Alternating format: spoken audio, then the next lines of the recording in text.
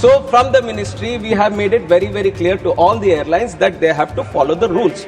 Indigo was supposed to manage the crew, was supposed to manage the roster through its day-to-day operations.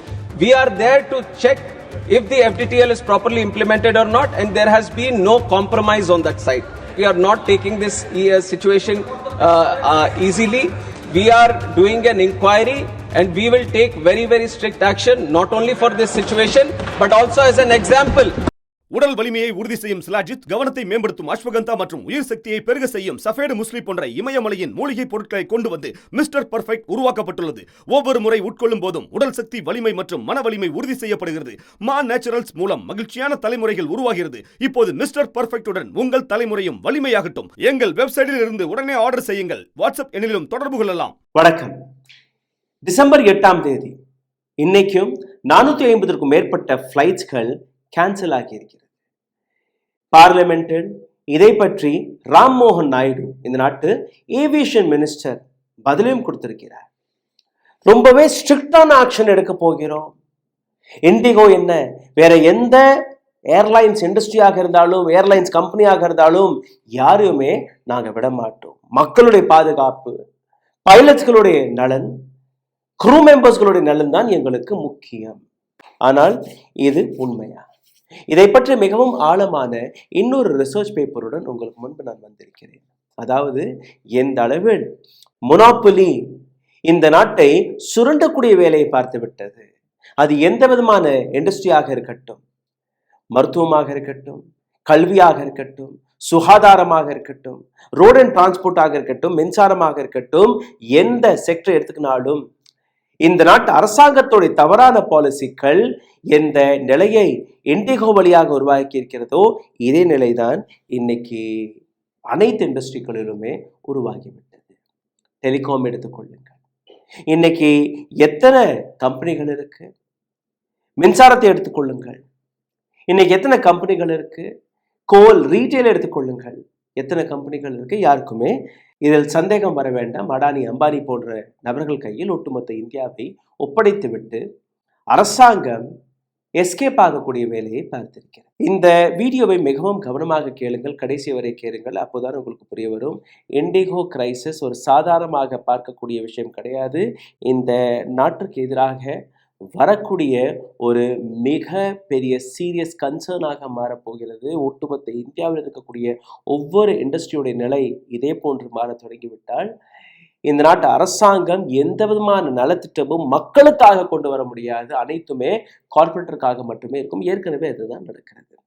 ஒவ்வொரு ஏர்போர்ட்களில் நீங்கள் பார்த்தீர்கள்னா 18லிருந்து 20 மணி நேரம் வரை, இன்னும் ஒரு சில இடங்களில் 30-36 மணி நேரம் வரை மக்கள் காத்து கொண்டிருந்தார்கள். 5 மணி நேரத்தில் ஃப்ளைட் போகும், 10 மணி நேரத்தில் ஃப்ளைட் போகும். கடைசியில் நீங்கள் பார்த்தீர்கள்னா ஃப்ளைட் கேன்சல் ஆகிவிட்டது என்று அந்த செய்தியை நீங்கள் கேட்டீர்கள். மக்களுடைய கோபம், எந்த விதமான பதிலும் அளிக்கவில்லை. மக்கள் போராடி பார்த்தார்கள், கோஷமிட்டு பார்த்தார்கள். அந்த காட்சிகளை நீங்கள் பார்த்து வருகிறீர்கள். ஏர்போர்ட் இன்னைக்கு பஸ் ஸ்டாண்ட் போன்று தென்பட தொடங்கிவிட்டது. பஸ் ஸ்டாண்ட் கூட கொஞ்சம் பெட்டராக இருக்கும். அந்த அளவில் இந்த ஏர்போர்ட்டை இவர்கள் மாற்றியிருக்கிறார்கள். டிசம்பர் மாதம் முதல் வாரத்திலே நீங்கள் பார்த்தீர்கள்னா கிட்டத்தட்ட 2000 3600 ஃப்ளைட்ஸ்கள் கேன்சல் ஆகியிருக்கிறது. இது மட்டுமல்ல, ஏர்ஃபேர் 10லிருந்து 20 மடங்கு. 1000 ரூபாய்க்கு வித்துட்டு இருந்த டிக்கெட் 10,000 அல்ல 20,000. சாதாரணமாக நீங்கள் பார்த்தீர்கள்னா ஒரு 5லிருந்து 6,000 ரூபாய் கொடுத்து நீங்கள் டெல்லிக்கு சென்று வரலாம். இந்த கிரைசிஸும் போது அதே டிக்கெட் 80,000 1 லட்சம் வரை போனது. அதாவது இந்தியாவிலிருந்து லண்டன் போயிட்டு வருவதை விட அப் அண்ட் டவுன் அந்த டிக்கெட்டை விட single fare it was more than 1 lakh rupees. ஆனால் இந்த பிரச்சனை எங்கிருந்து உருவாகுது? பாகிஸ்தான், சைனா கிடையாது, நெஹ்ரு கிடையாது. இந்த முறை நரேந்திர மோடியின் அரசாங்கம், பிஜேபி அரசாங்கம் சிக்கி கொண்டது. பிகாஸ் இதில் யாரையுமே நீங்கள் பிளேம் சொல்ல முடியாது, யாரையுமே குற்றவாளியாக எடுத்துக்காட்ட முடியாது. இண்டிகோ ஏர்லைன்ஸுடைய ஃபால்ட் தான் இது, அரசாங்கத்துடைய ஃபால்ட் தான் இது, அல்ல யாருடைய ஃபால்ட் தான் இது என்கிற ஏராளமான கேள்விகள், ஏராளமான சர்ச்சைகளை நீங்கள் கேட்டு வருவீர்கள். இந்த பதிவை கடைசி வரை பார்த்தாலே போதும், உங்களுக்கு ஒட்டுமொத்த பிரச்சனையை பற்றி ஒரு ஆழமான டீட்டெயில் ரிப்போர்ட் புரிந்துவிடும். அதற்கு முன்பு ஒரு சிறிய கோரிக்கை, எங்களுடைய சேனலை மிகப்பெரிய அளவில் முடக்கக்கூடிய வேலையை பார்த்து வருகிறார்கள். இதிலிருந்து மீட்டெடுப்பதற்காக உங்களுடைய உதவி தேவைப்படுகிறது. நீங்கள் செய்ய வேண்டிய சாதாரணமான விஷயங்கள், லைக், ஷேர், சப்ஸ்கிரைப் பட்டனை தட்ட மறக்காதீர்கள். இதை தாண்டி இந்த வீடியோவை பார்த்து கொண்டிருக்கும் போதே ஹாய், ஹலோ, வணக்கம் அல்ல இந்த சப்ஜெக்டை பற்றின உங்களுடைய கேள்விகள், கருத்துக்கள், இதை தாண்டி அருகே எழுதியிருக்கக்கூடிய QR கோடை ஸ்கேன் செய்து உங்களால் முடிந்த உதவியை நீங்கள் தெரிவிக்கலாம்.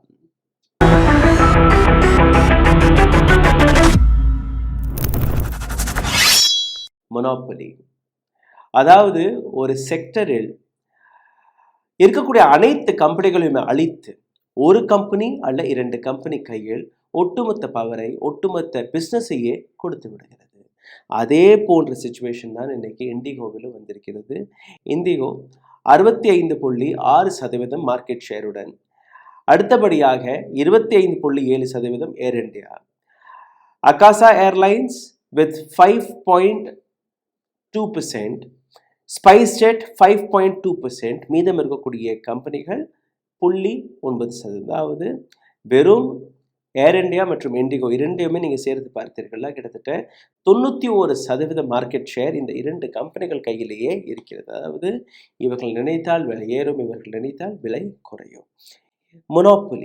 மொனோபொலி வெறும் இண்டிகோவில் மட்டுமல்ல, இந்தியாவில் இருக்கக்கூடிய ஏராளமான செக்டர்ஸ்களில் இருக்கிறது. உதாரணத்துக்கு நீங்கள் எடுத்துக்கொள்ளுங்கள்.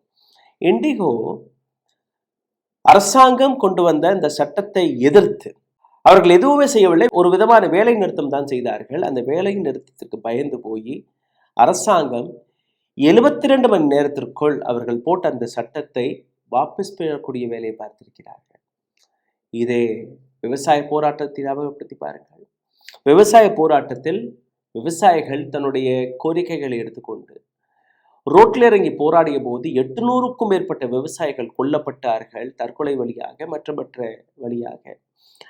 800க்கும் மேற்பட்ட விவசாயிகள் கொல்லப்பட்டதுக்கு பின்பு கூட அரசாங்கம் செவி சாய்க்கவில்லை. கடைசியில் அரசாங்கம் அதை வாபஸ் பெறுவதாக ஒரு நாடகம் தான் ஆடினார்களே ஒழிய இன்னைக்கு வரை அந்த விஷயத்திற்கான லாபம் விவசாயிகளுக்கு போய் சேரவில்லை. டேர் கேஸை பார்த்தார்கள், ரப்பர் குண்டுகளை பார்த்தார்கள். ஆனால் இண்டிகோ என்ன, ஒரு கம்பெனி, ஒரு தனியார் கம்பெனி 72 மணி நேரத்திற்குள் அரசாங்கத்தை ஹேண்ட் ட்விஸ்ட் செய்து கைகளை முறுக்கி, காதை முறுக்கி தான் நினைத்ததை சாதிக்கக்கூடிய வேலை எப்படி பார்த்தது, எப்படி ஒரு தனியார் கம்பெனி இந்த அளவில் பவர் போய் சேர்ந்தது என்கிற அந்த விஷயத்தை நீங்க பார்க்க வேண்டும். எப்படி என்று நீங்க பார்த்தீர்கள், உங்களுக்கு புரிய வரும். 10 வருடத்திற்கு முன்பு இந்தியாவில் எத்தனை டெலிகாம் செக்டர் இருந்தது? பிபிஎல் இருந்தது, வோடாஃபோன் இருந்தது, ஐடியா இருந்தது, ஏர்செல் இருந்தது, யூனினார் இருந்தது. இது போன்ற ஏராளமான கம்பெனிகள். அப்போ காம்படிஷன் இருந்தது மார்க்கெட்ல. ஒரு கம்பெனி இன்னொரு கம்பெனிக்கு எதிராக இன்னும் சீப்பா மக்களுக்கு அதற்கான லாபம் போய் சேர்ந்தது. இந்த கம்பெனி சரியா வேலை பார்க்கல, இன்னொரு கம்பெனிக்கு மக்கள் மாறிடுவார்கள். இன்னைக்கு இந்த ஒட்டுமொத்த செக்டரை ஹெட் செய்யக்கூடிய கம்பெனிகள் வெறும் 2 தான். First number is Jio, second is Airtel. இன்னைக்கு இந்த 2 கம்பெனிகள் முடிவெடுத்தால் போதும் ஒட்டுமொத்த செக்டருக்கான விலை உயர்ந்து விடுகிறது. இன்னைக்கு உங்களுடைய நம்பரை ஆக்டிவாக வைத்துக் கொள்வதற்காக நீங்க குறைஞ்சபட்சம் செலவழிக்கக்கூடிய தொகை எவ்வளவு? 300 ரூபாய் மினிமம் பிரைஸ். இதற்கு முன்னாடி வெறும் 10 ரூபாய் கொடுத்தா போதும் அந்த நம்பரை நீங்க ஆக்டிவ் நிலையில் வைத்துக் கொள்ளலாம். But today you need to pay 300 rupees. This is one example. Retail industry, Mukesh Ambani, Reliance Industries. Port and logistics, yaar kaiyil? Gautam Adani, Adani Industries, Adani Ports. Airport yaar kaiyil? Adhe Gautam Adani, Adani Industries kaiyil irukku. Renewable and power yaar kaiyil? Adani kaiyil irukku. Infrastructure and IT, Tata நிறுவனம் கையில் இருக்கு. Automobile sector யார் கையில்? ஆட்டோமொபைல்ல SUV 50% of SUV goes with only Mahindras and Mahindras, வேற யார் கையிலும் கிடையாது. சிமெண்ட் இன்னைக்கும் அல்ட்ராடெக் சிமெண்ட் கையில் அந்த இண்டஸ்ட்ரி இருந்தால் கூட அடுத்தடுத்து அடானி கொஞ்சம் கொஞ்சமாக சின்ன சின்ன கம்பெனிகளை விலை கொடுத்து வாங்கி அவரும் அந்த மொனோபொலி ரேஸில் சிகரத்தை தொட தொடங்கிவிட்டார். Paint industry, Asian Paints, pharmaceutical, சன்ஃபார்மை தாண்டி வேற எந்த கம்பெனியுமே கிடையாது. Steel, JSW steel, Sachin Jindal industries, media and entertainment யார் கையில்? முகேஷ் அம்பானி கையில். சுபாஷ் சந்திரா, ஜி டிவி, இது போன்ற நபர்கள் கையில் இன்னைக்கு மீடியாவும் சிக்கிவிட்டது. இந்த ஒட்டுமொத்த பிரச்சனைக்கான அந்த தொடக்கத்தையும் நீங்க பார்க்க வேண்டும். FDTL ரூல், அதாவது ஃப்ளைட் டியூட்டி டைம் லிமிட்டேஷன், இந்த ரூல் குளோபலாக உலக நாடுகளில் எப்படி இருக்கிறது அதே ரூலை இந்தியாவிலும் போடுவதற்கான ஒரு திட்டத்தை போட்டிருக்கிறார்கள் 2024ஆம் ஆண்டு ஜனவரி மாதம். இதை பற்றின ஒரு நோட்டிஃபிகேஷனும் கொடுக்கப்பட்டது.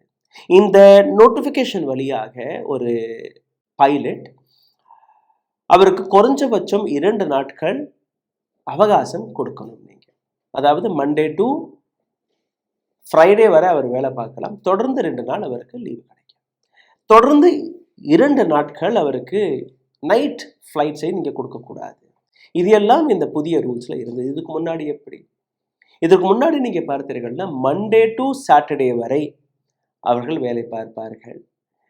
நைட் ஃப்ளைங்னு நீங்கள் பார்த்தீர்கள்னா கிட்டத்தட்ட 6 ஃப்ளைட்ஸ்கள் அவர்களுக்கு கிடைக்கும். சில வாட்டி 4 கிடைக்கும், 3 கிடைக்கும்.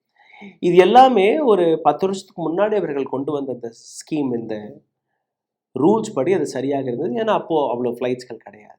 இதை இப்படி எடுத்துக்கோங்க, ஒரு ஒரு ஒரு டாக்ஸி சர்வீஸ் இருக்குது. அந்த டாக்ஸி சர்வீஸில் ஒரு 4 வண்டி இருக்குது, 5 வண்டி இருக்குது. அப்போது அதிகமாக ஆர்டரும் வராது, ஒர்க் ப்ரெஷரும் அதிகமாக கிடையாது. அதனால அந்த டிரைவர்களுக்கு அவ்வளோ அழுத்தம் இருக்காது. அதே அந்த 5 வண்டி இருக்கக்கூடிய இடத்துல 10 ஆகும்போது அவர்களுக்கு அந்த டியூட்டி டைமும் கொஞ்சம் அதிகரிக்கும். ஒரு 4-5 டிரைவர்களை கூட அவர்கள் சேர்த்துக் கொள்வார்கள்.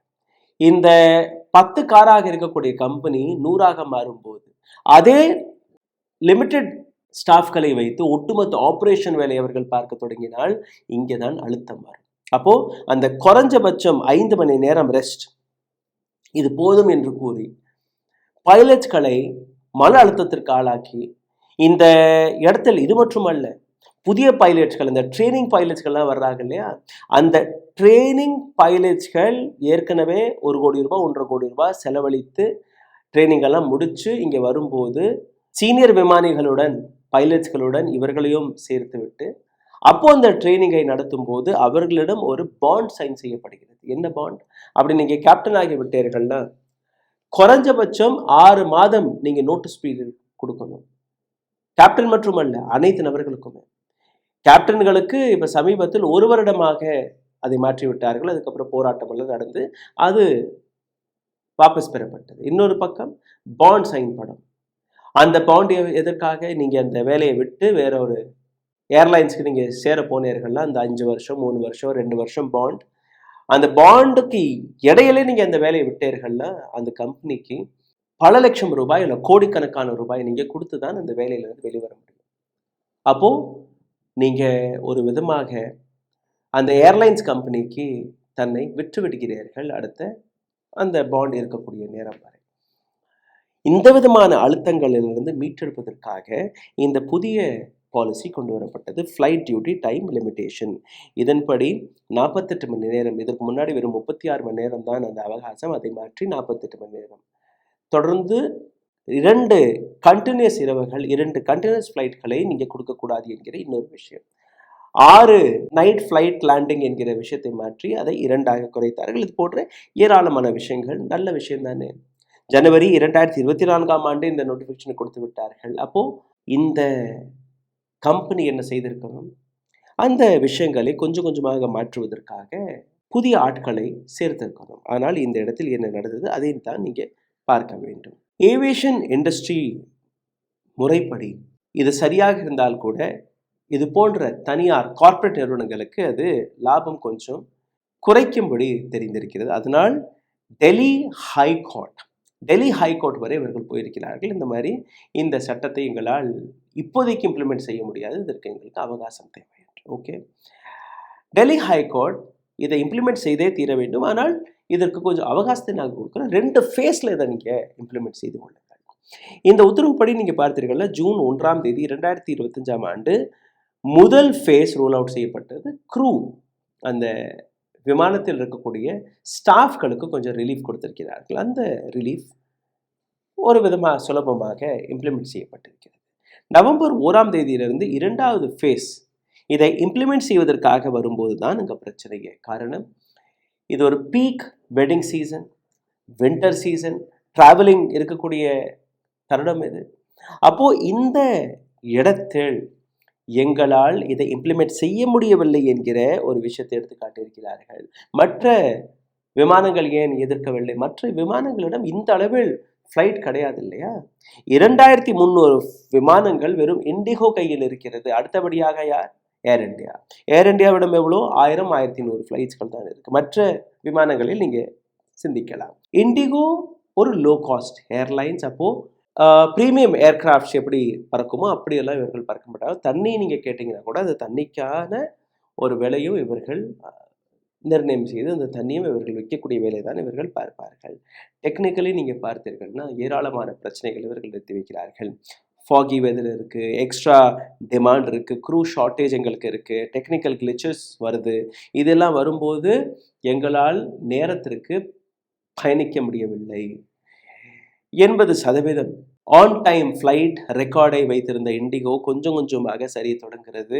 67%, அப்புறம் 50%, அப்புறம் 35%, அப்புறம் 20% ஆன் டைம் அந்த ஸ்கெட்யூலை நீங்கள் பார்த்தீர்கள்னா 5ஆம் தேதி இது 8% திடீரென்று குறைந்து விட்டது. ஆனால் உண்மை என்ன?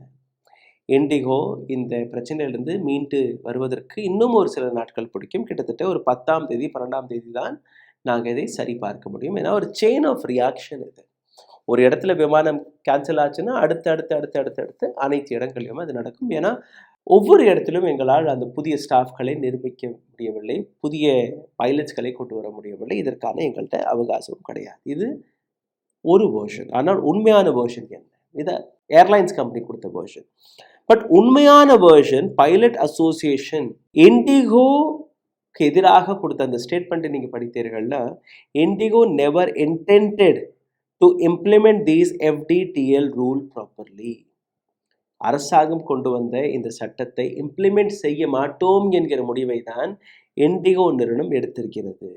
ஏற்கனவே அவர்கள் அந்த முடிவில் தான் இருந்திருக்கிறார்கள். ஏன்னா அவர்களுடைய என்டையர் மாடலே minimum staff and maximum work, குறைந்த எம்ப்ளாயீஸ்களை வைத்து அவர்களிடமிருந்து அதிக வேலையை புழிந்தெடுப்பது தான் இவர்களுடைய மோட் ஆஃப் ஆப்ரண்டியாகவே இருந்திருக்கிறது. Indigo froze the recruitment also. ஜனவரி 2024ஆம் ஆண்டு இந்த நோட்டிஃபிகேஷன் வந்துருச்சு. அதுக்கப்புறம் புதிய ஸ்டாஃபை நாங்கள் எடுக்க மாட்டோம், முக்கியமாக பைலட்ஸ்களை நாங்கள் ரெக்ரூட் செய்ய மாட்டோம் என்கிற ஒரு ஃப்ரீஸை அவர்கள் போட்டிருக்கிறார்கள். அப்போது எந்த விதமான புதிய ஸ்டாஃபையும் இவர்கள் ரெக்ரூட் செய்யவில்லை. இது மட்டுமல்ல, மும்பை டு நாசிக் ஏர்போர்ட்டில் தான் இந்த முதல் பிரச்சனை வெடித்திருக்கிறது. Staff went on strike. Mass casual leaves போட்டிருக்கிறார்கள், ஸ்ட்ரைக் போட்டிருக்கிறார்கள். ஏன்னா இண்டிகோ அரசாங்கத்துடைய எந்த விதமான உத்தரவையும் மதிக்க தயாராக இருக்காத அந்த தருணத்தில் pilot association says IndiGo deliberately allowed crisis to escalate. IndiGo வேணும்னே இந்த பிரச்சனையை இன்னும் பலப்படுத்துவதற்கான அந்த வேலையை பார்த்தது. எந்த விதமான சப்போர்ட்டும் அல்ல எந்த விதமான ஆக்ஷனும் இண்டிகோ நிறுவனம் எடுக்கவில்லை. காரணம், indigo was the biggest player. 65% market share இருக்கக்கூடிய கம்பெனி. அப்போது DGCA எந்த விதத்தில் அழுத்தத்தில் வந்தார்கள் நீங்கள் பார்த்தீர்கள்னா, இந்த பிரச்சனை வெடித்து 2வது நாள் 48 மணி நேரம் முடிந்த உடனேயே DGCA issued one time exemption.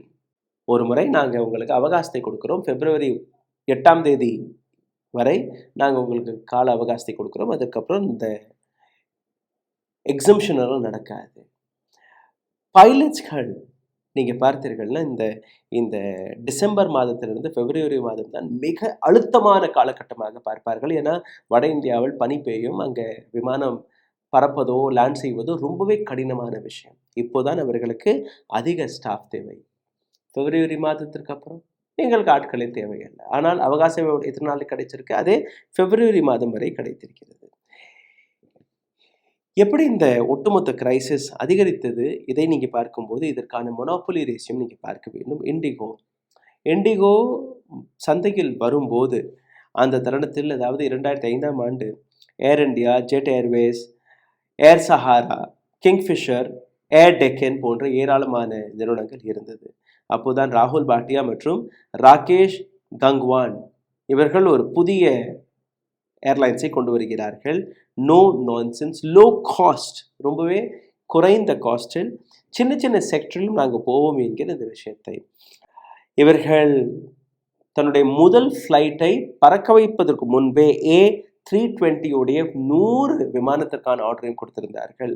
அப்படிதான் இந்த விமானம் களமிறங்கியது. 2006ஆம் ஆண்டு இண்டிகோ தன்னுடைய முதல் விமான சேவையை தொடங்குகிறார்கள். 2010ஆம் ஆண்டு it became the third largest. அதாவது 2006ஆம் ஆண்டு தொடங்கி 2010ஆம் ஆண்டுக்குள் இவர்களுடைய எஃபிஷியன்சி, இவர்களுடைய லோ காஸ்ட்டை வைத்து அவர்கள் இந்திய மார்க்கெட்டில் இருக்கக்கூடிய 3வது இடத்தை பிடிக்கிறார்கள் வித் 17.3% ஷேர். 2014ஆம் ஆண்டு வருவதற்குள் மோடி அரசாங்கம் வருகிறது. மோடி அரசாங்கத்துடைய உடான் சேவையில் மிகப்பெரிய அளவில் சப்போர்ட்டில் நின்றது இண்டிகோ. அதாவது 17% இருந்த இவர்களுடைய மார்க்கெட் ஷேர் 25%, இப்போ 40%, இப்போ 65%. அதாவது இண்டிகோ அனைத்து லீடிங் ஏர்லைன்ஸஸ்கள், அதாவது கிங்ஃபிஷர், சஹாரா, ஜெட் ஏர்வேஸ், கோ ஏர், கொஞ்சம் கொஞ்சமாக நீங்கள் பார்த்தீர்கள்னா அனைத்துமே ஒவ்வொன்றாக நஷ்டத்தில் போய் க்ளோஸ் ஆக தொடங்குகிறார்கள். அப்போதான் இண்டிகோ தன்னுடைய இடத்தை மிக ஆழமாக பிடித்த அந்த தருணம். இண்டிகோ ஒரு பக்கம், ஏர் இண்டியா ஒரு பக்கம், இந்த 2 கம்பெனிகள் தான் இன்னைக்கு இருக்கு. எப்படி இன்னைக்கு வோடாஃபோன், ஐடியா இருக்கோ இல்லையோ யாருக்குமே தெரியாது, பிஎஸ்என்எல் இருக்கோ இல்லையோ யாருக்கும் தெரியாது. அந்த மாதிரி இப்போ இருக்கக்கூடிய கம்பெனிஸ் என்ன, ஜியோ ஆர் ஏர்டெல். அதே மாதிரி தான் இன்னைக்கு ஏர் இண்டஸ்ட்ரியில் ஈதர் இண்டிகோ ஆர் ஏர் இண்டியா. இதை தாண்டி வேறு எந்த விதமான நிறுவனம் கிடையாது. இருந்தால் கூட பெருசாக அதை யாரும் பார்ப்பதில்லை. இதே போன்றுதான் சிமெண்ட் இண்டஸ்ட்ரியில் ஏசிசிஎன், அம்புஜா சிமெண்ட்டை அடானி வாங்கியதற்கு பின் அல்ட்ரா சிமெண்ட்டுக்கு எதிராக ஒரு மிகப்பெரிய சேலஞ்ச் வர தொடங்கிவிட்டது. போர்ட்ஸாக இருக்கட்டும், ஏர்போர்ட்ஸ்களாக இருக்கட்டும், அனைத்துமே இன்னைக்கு யார் கையில் இருக்கு? அடானி கையில் இருக்கு. ஏர்போர்ட்கள் அடானி கையில் இருக்கிறது, யூசர் டெவலப்மெண்ட் ஃபீஸ் என்கிற பேரில்.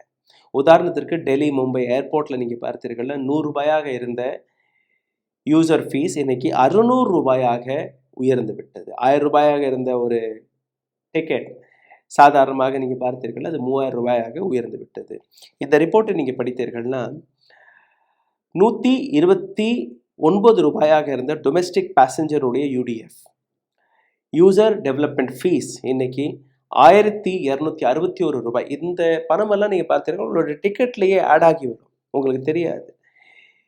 இன்டர்நேஷ்னல் பேசஞ்சர்ஸ்களுடைய யூடிஎஃப் 650 ரூபாயாக இருந்தது, இன்னைக்கு 6356 ரூபாயாக உயர்ந்து விட்டது. மும்பை ஏர்போர்ட்டில் நீங்கள் பார்த்தீர்கள்னா யூடிஎஃப் ஃபார் இன்டர்நேஷ்னல் பேசஞ்சர்ஸ் இதுக்கு முன்னாடி வெறும் 615 ரூபாயாக இருந்தது. இப்போது அந்த விலை 13,495 ரூபாயாக உயர்ந்து விட்டது. மும்பை ஏர்போர்ட் யார் கையில்? அடானி கையில் இருக்கு.